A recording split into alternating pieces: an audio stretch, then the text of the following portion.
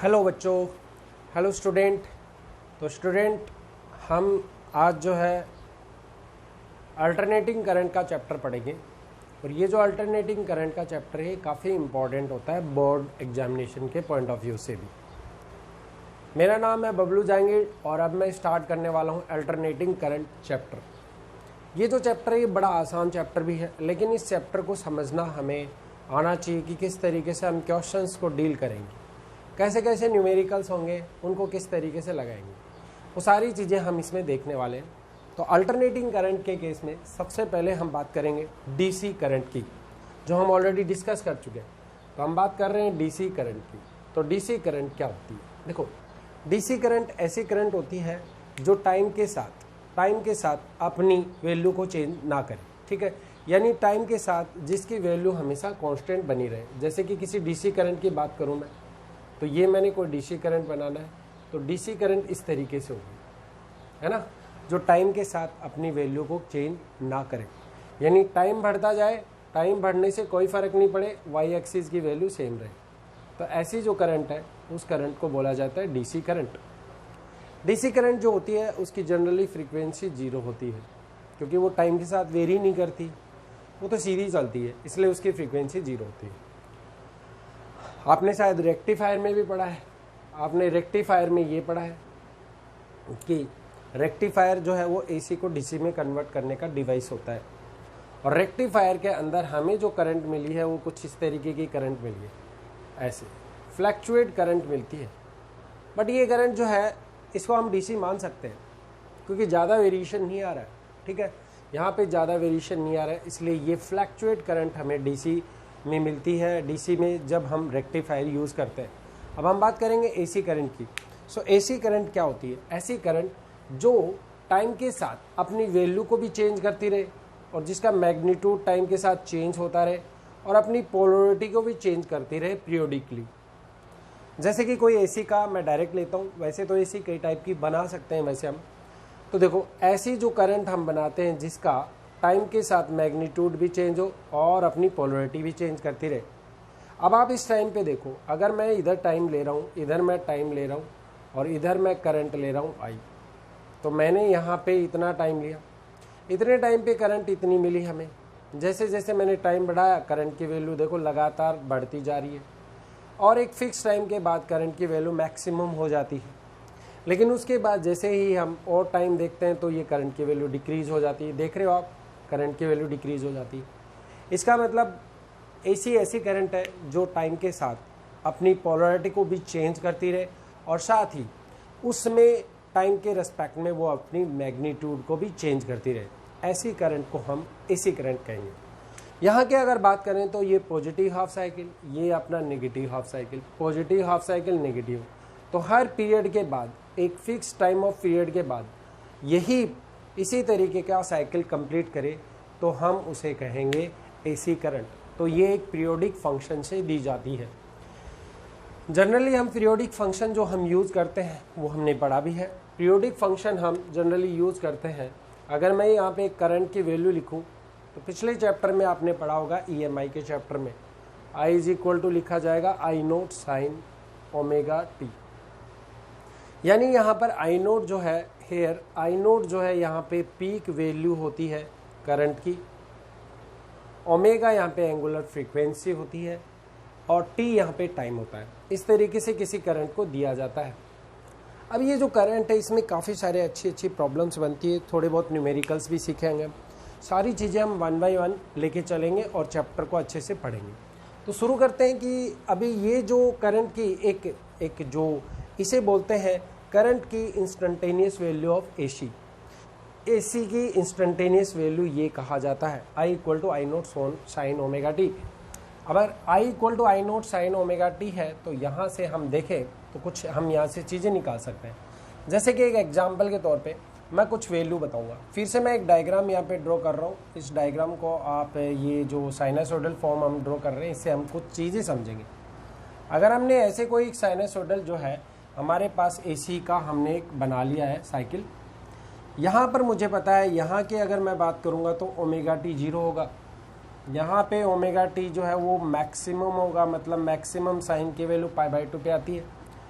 यहाँ omega T की value हमारे पास आती है पाई, और यहाँ ओमेगा टी जो है वो हम लेते हैं ओमेगा टी, वो होगा 3π/2, और यहाँ जो ओमेगा टी है वो 2π के इक्वल हो जाता है। अब सारी वैल्यूज़ हम कैलकुलेट करेंगे, हमें पता है ओमेगा को हम किस तरीके से डिफाइन करते हैं। सो अगर एक टाइम पीरियड के साथ इसका रिलेशन बना जाए, ये इसकी मैक्सिमम वैल्यू है आई नोट, तो आई नोट इसकी यहाँ पे मैक्सिमम वैल्यू होगी यहाँ से यहाँ तक। ओके, ये साइनसोइडल फॉर्म है। अगर मैं सिंस यहाँ पे लिखूँ ओमेगा टी की वैल्यू अगर 0 रखे तो ओमेगा टी को लिखा जा सकता है 2π/t into T equal to 0। So यहाँ से टाइम पीरियड आपका 0 आ चुका है जब आप इसे सॉल्व करते हो। दूसरे फेज की अगर बात करते हैं तो ओमेगा टी की वैल्यू π/2 है, और यहाँ पे वैल्यू पुट करें 2π/t इंटू टी, सो यह π/2 कर देंगे। सो पाई से पाई कैंसिल हो जाएगा। टी की वैल्यू जो है वो टाइम पीरियड के रेस्पेक्ट में t/4 आ चुकी है। तो हम यहाँ से एक ट्रिक बनाते हैं, एक समझते हैं। 0 से यहाँ पे जब टाइम लेते हैं तो 0 से t/4, जब हम आगे की बात करेंगे तो ओमेगा टी की वैल्यू हम पाई रखेंगे, और वहाँ से जब हम सॉल्व करेंगे 2π/t into T equal to pi. So यहाँ से t की वैल्यू हमारे पास t/2 आ जाती है। इस तरीके से हम एक साइनसोइडल फॉर्म के लिए अगर हम यहाँ पे डायग्राम बनाए किसका, यानी ये जो साइनसोइडल फॉर्म बनाए हम, और वो बनाए हम एसी के लिए टाइम पीरियड के साथ, तो वो किस तरीके से डिफाइन की जाएगी। देखिए, अगर किसी एसी सोर्स ऑफ करंट की बात करें और उसे टाइम पीरियड के साथ अगर हम देखें, तो ये यहाँ पे हम टाइम पीरियड ले रहे हैं। कंप्लीट साइकिल की बात करें, कंप्लीट साइकिल 2π पे होगा। यहाँ पे आपको 0 मिलेगा, और यहाँ आपकी मैक्सिमम वैल्यू जो है वो आपकी है कितनी है, यहाँ पे t/4 है जो हमने कैलकुलेट कर लिया यहाँ से, और यहाँ पर t/4 का डबल कर दो क्योंकि ये डबल हो जाएगा। 2t/4 मतलब t/2, और ये इसका ट्रिपल हो जाएगा 3t/4, और इस तरीके से ये हो जाएगा 4t/4। इसका मतलब ये टाइम पीरियड t आ जाएगा। वैसे भी अगर आप सोल्व करना चाहते हैं तो वैल्यू पुट कर करके और यहाँ पे टाइम पीरियड की वैल्यू कैलकुलेट की जा सकती है। ये हमारे पास एक ये इसकी मैक्सिमम वैल्यू है, यहाँ पे मैक्सिमम वैल्यू अपनी आई नोट आती है, और जो मिनिमम वैल्यू जो अपने को मिलती है यहाँ से, और वो मिलती है माइनस आई नोट। अब हम इस पे बेस्ड कई सारे प्रॉब्लम्स कर सकते हैं। उन प्रॉब्लम्स को हम कैसे करेंगे ये हम देखना चाहेंगे। सबसे पहले एक इक्वेशन से रिलेटेड एक एग्जांपल हम यहाँ पे कर लेते हैं। अगर आपको क्वेश्चन में दिया गया 5 sin 314t, इस तरीके से कोई क्वेश्चन दे दिया, एम्पियर की करंट फ्लो कर रही है साइनसोइडल फॉर्म में, और आपसे पूछा गया कि बताओ आई नोट की वैल्यू क्या होगी। एक बार बेसिक से लेके चलते हैं, फिर उसके बाद थोड़ा टिपिकल करते चलेंगे। ओमेगा आपको बताना है, तीसरा मुझे बताना है फ्रीक्वेंसी कितनी होगी, चौथा मुझे बताना है टाइम पीरियड कितना होगा। नाउ पांचवा जो मुझे एक फेज यहाँ पे पूछा जा रहा है कि 0 से मैक्सिमम के लिए कितना होगा time, 0 to max time period की वैल्यू, टाइम पीरियड कितना होगा 0 से मैक्स। तो सारी वैल्यू 1 by 1 करके देखते हैं कि क्या आता है। आई नोट जो होगा इसको कंपेयर कर लेते हैं इस तरीके से, I equal to I naught sine omega t से कंपेयर करते हैं। सो आई नोट की वैल्यू यहाँ से दिख रही है आपको 5 आ गई, बहुत ही सिंपल है, 5 एम्पियर है। पहले बेसिक लेके चलते हैं। ओमेगा यहाँ से आ जाएगा 314, और 314 जो है ओमेगा आ गया। फ्रीक्वेंसी भी निकाली जा सकती है, इसे लिखा जाएगा 2πf इक्वल टू 314, और यहीं से अगर हम इसे सोल्व करें तो 314 इंटू 2π की वैल्यू होगी 3.14, और जब हम इसे सोल्व करते हैं तो ये आता है 50 हर्ट्ज। ओके, नाउ हमें अब टाइम पीरियड पता करना है। तो टाइम पीरियड जो होता है वो फ्रीक्वेंसी का रेसिप्रोकल होता है 1/, फ्रीक्वेंसी, तो 1/50 हर्ट्ज। सोल्व करने के बाद ये सेकंड में आ जाएगा अपना टाइम पीरियड। लेकिन जो अगला क्वेश्चन है उसे आप ध्यान से सुने। क्वेश्चन ये है 0 से मैक्सिमम होने के लिए कितना टाइम पीरियड लगेगा। तो 0 यहाँ पे है और मैक्सिमम यहाँ है, तो 0 से मैक्सिमम के लिए टाइम पीरियड t/4 हो जाएगा। यानी कहने का मतलब जो टाइम आपका होगा 0 से मैक्सिमम के लिए वो t/4 होगा। ये 5th क्वेश्चन कर रहे हैं। टाइम पीरियड हम ऑलरेडी डिस्कस कर चुके हैं, 1/50 टाइम पीरियड और इंटू 4 हो जाएगा, तो इसका आंसर होगा 1/200 सेकेंड। ये इसका आंसर होगा। तो इस तरीके से छोटे छोटे क्वेश्चंस हैं, उनको करते चलेंगे और साथ में समझते चलेंगे कि किस तरीके से एसी के अच्छे अच्छे एग्जाम्पल्स हम कर सकते हैं। नाउ आगे बढ़ते हैं। अब इसके बाद जो है डीसी की बात कर ली हमने। अब हम देखते हैं कई बार एसी को ऐसे भी डिफाइन किया जा सकता है, ट्रायंगल शेप में भी किया जा सकता है, एसी को स्क्वायर शेप में भी किया जा सकता है, क्योंकि उसमें भी वो अपनी पोलरिटी को चेंज करता है। नाउ अब हम बात करते हैं आगे की। अब हम ये देखते हैं कि भी एसी जो है वो हमारे लिए कितना फ़ायदेमंद हो सकती है एज कंपेयर टू डीसी। तो अब हम बात करेंगे एडवांटेज की। कुछ एडवांटेज हम देखेंगे एसी के एडवांटेज। तो आप कुछ टाइम लेकर ये क्वेश्चंस जो है ये देखें और फिर इसको एडवांटेज की बात करेंगे हम। तो एडवांटेज क्या होते हैं एसी के, सुनो ध्यान से। एसी जो होती है, एसी जो करंट होती है वो मोर इकोनॉमिकल होती है। एसी इज मोर इकोनॉमिकल, मतलब बहुत आसानी से, एक तो इकोनॉमिकली खर्च ज़्यादा नहीं होता, ठीक है, मतलब एक्सपेंसेस ज़्यादा नहीं होते इसमें, ठीक है, कॉस्ट कम रहती है, इकोनॉमिकल कंडीशन। एसी की दूसरी अगर बात करें तो एसी का एक और फ़ायदा है, एसी जो होती है उसका यूज हम ट्रांसफॉर्मर बनाने में करते हैं। और जनरली हम ये जो ट्रांसफॉर्मर बनाते हैं ये दो टाइप के बनाते हैं। एक स्टेप अप जिसमें हम वोल्टेज को इंक्रीज कर सकते हैं, ठीक है, एसी वोल्टेज को इंक्रीज किया जा सकता है। और एसी में हम एक स्टेप डाउन ट्रांसफॉर्मर भी बना सकते हैं जिसमें अल्टरनेटिंग करंट वोल्टेज को डिक्रीज किया जा सकता है। तो ये भी एक एसी का फ़ायदा है। तीसरा, एसी के फ़ायदे देखते हैं। एसी जो होती है जनरली, एसी के केस में हम बात करते हैं कि एसी जो है वो इलेक्ट्रिक पावर का लॉस कम से कम करती है, ठीक है, तो इसमें पावर लॉस भी कम होता है। एसी की बात करें तो एसी के केस में ये तीन जो फैक्टर हैं ये देख लिया आपने। अब एसी के बाद में बात करें, एसी जो होती है वो कन्वर्टेबल हो सकती है। तो एसी यहाँ पे हम लिख सकते हैं, एसी जो है यहाँ पे कन्वर्टेबल हो सकती है, मतलब एसी को कन्वर्ट किया जा सकता है, एसी को डीसी में कन्वर्ट किया जा सकता है। जैसे कि हमें पता है एसी को डीसी में कन्वर्ट करने का जो डिवाइस होता है हम उसे रेक्टिफायर कहते हैं। लेकिन कुछ बच्चे पूछते हैं कि सर डीसी को एसी में कैसे कन्वर्ट किया जाए, तो उसके लिए भी एक डिवाइस होता है जिसे हम इन्वर्टर बोलेंगे, जो हम घरों में यूज़ करते हैं। वो क्या करता है, एसी जो डीसी बनती है ना उसको वापस एसी में कन्वर्ट कर देता है, इन्वर्टर हो गया। तो ये सब इसके फिनोमिनन नहीं, ये कुछ इसके फ़ायदे हैं। अब इसके कुछ लॉसेज भी हैं, एसी के कुछ लॉसेज हैं। एसी के लॉसेज क्या है, डिसएडवांटेज क्या है, तो उसके बारे में बात करते हैं। तो देखो एसी के लॉसेज क्या है। एसी का लॉस तो ये है, सबसे बड़ा लॉस ये है एसी का। तो अब हम बात करेंगे डिसएडवांटेज की। डिसएडवांटेज तो पहली बात है, एसी जो है वो मोर डेंजरस होती है, इज मोर डेंजरस, ठीक है, than to the DC, than DC. DC से ये काफ़ी डेंजरस होती है। क्यों होती है ये मैं बताता हूँ। क्योंकि एसी जो होता है ना, एसी हमेशा आरएमएस वैल्यू जो है, एसी की जो आरएमएस वैल्यू, अगर हम घरों में ऐसे सपोज दैट हमारे घर में 220 वोल्ट जो है वो एसी की वोल्टेज दी जाती है, तो वो उसकी एक आरएमएस वैल्यू होती है। तो एसी क्यों डेंजरस होती है, क्योंकि जब हम एसी की पीक वैल्यू निकालते हैं तो एक फॉर्मूला मैं आपको बताऊंगा यहाँ पे याद करने के लिए। वीआरएमएस का फॉर्मूला होता है V0/√2। सो यहाँ जो पीक वैल्यू होती है एसी की वो √2 टाइम्स ऑफ वीआरएमएस होती है।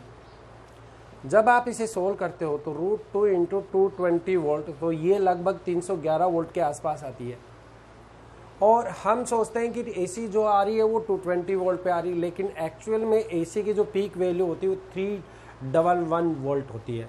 इसलिए AC is more dangerous than to the DC. DC से काफ़ी डेंजरस होती है, एक बड़ा डिसएडवांटेज है, ठीक है। अच्छा, और एसी डीसी की बात करते हैं। एसी, ठीक है। अच्छा, AC can not be used in the electrolysis process. यहीं पे बात करता हूँ मैं, आप अपने हिसाब से नोट्स कैरी करना और ये समझते चलना। एसी जो होती है can not used in electrolysis, ठीक है। एसी को हम इलेक्ट्रोलाइसिस में यूज़ नहीं कर सकते, इलेक्ट्रोलाइसिस, ठीक है, प्रोसेस में यूज़ नहीं कर सकते। जैसे कि इलेक्ट्रोलाइसिस प्रोसेस कौन कौन से होते हैं जिनमें हम इसको यूज़ नहीं कर सकते, ऐसे प्रोसेस में हम एसी को यूज़ नहीं कर सकते। जैसे कि एग्जाम्पल यहाँ पे बताएं, अगर हम बात करें एसी के अंदर, जैसे इलेक्ट्रोप्लेटिंग होता है, इलेक्ट्रोप्लेटिंग ये होता है हमारा, ये इलेक्ट्रोलाइसिस प्रोसेस होता है, ठीक है। इलेक्ट्रोप्लेटिंग इस टाइप के जो भी प्रोसेस होते हैं जो इलेक्ट्रोलाइसिस में देखे जाते हैं, उनमें हम एसी को यूज़ नहीं कर सकते, ठीक है। एसी को हम कहाँ कहाँ यूज़ कर सकते हैं ये भी देख लें। और भी कुछ एग्जांपल ले सकते हैं, इलेक्ट्रो रिफाइनिंग हो गया, उनमें भी यूज़ नहीं कर सकते, ठीक है। तो इसलिए एसी जो है वो जनरली जो है इसके कुछ लॉसेज है। अच्छा, उसके बाद हम तीसरा चलते हैं। तीसरा हम एसी के बारे में अगर बात करें तो एसी के बारे में हम बात कर सकते हैं।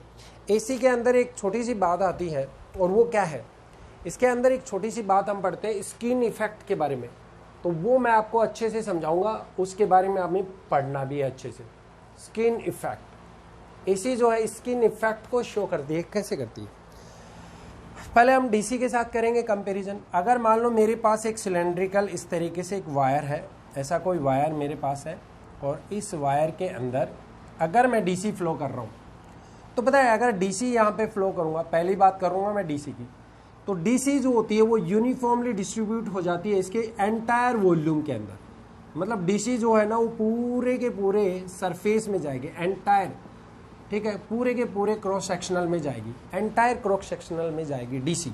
सो हम बोल सकते हैं कि DC is uniformly distributed over entire cross sectional of the cylindrical wire. ये क्या है, हमारे पास एक सिलेंड्रिकल वायर है। इस सिलेंड्रिकल वायर के अंदर इस तरीके से जो है डीसी जो है वो एंटायर क्रॉस सेक्शनल में जाती है।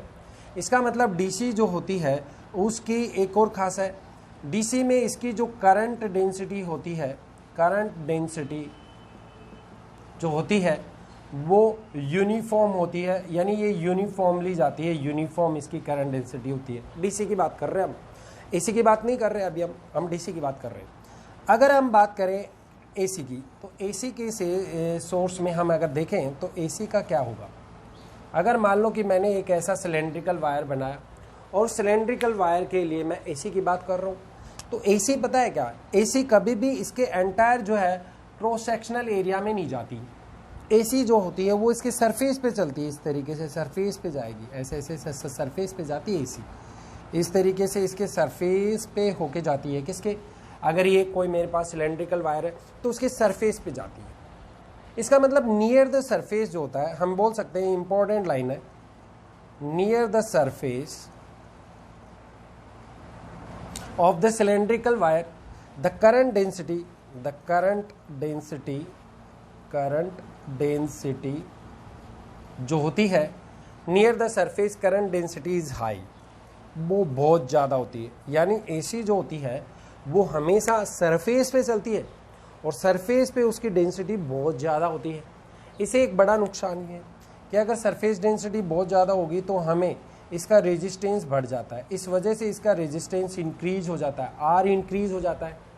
हमें आर को रिड्यूस करने के लिए हम क्या चाहते हैं, एक मोटे, हम एक थिक वायर को, अगर हमारे पास एक थिक वायर है और अगर मेरे पास थिक वायर है और उस थिक वायर के अंदर मैं एसी को फ्लो करूंगा तो उसका रेजिस्टेंस बढ़ जाएगा।